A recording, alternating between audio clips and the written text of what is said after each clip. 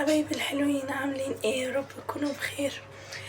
انا كان صوتي رايح، كنت تعبانه جدا، فقلت اليوم ده هنام فيه مش هقوم.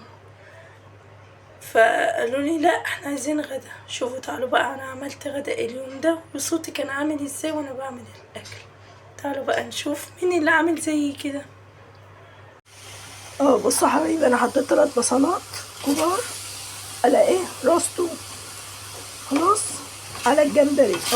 واسيبه يتقلب كده شويه، وبعدين هنحط عليه كمون وملح وفلفل ونعناع. معلش بقى على صوتي بقى، معلش عشان البرد وكده. هنقلبه كويس قوي. ونسيبهم بقى بعدين نحط بعد كده الطماطم.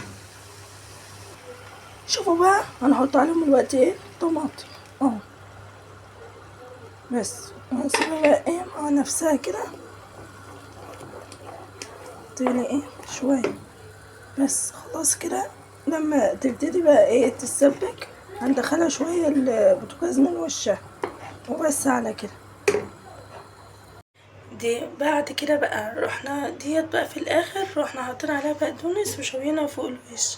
شفتوا بقى مين اللي بيعمل زينا كده؟ احنا كلنا كده بنبقى عيانين ونقوم برضه نشتغل.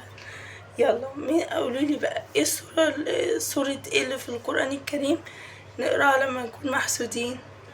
يلا ما تنسونيش بقى في لايك ومتابعة على الصفحة، واشوفكم على خير. باي باي.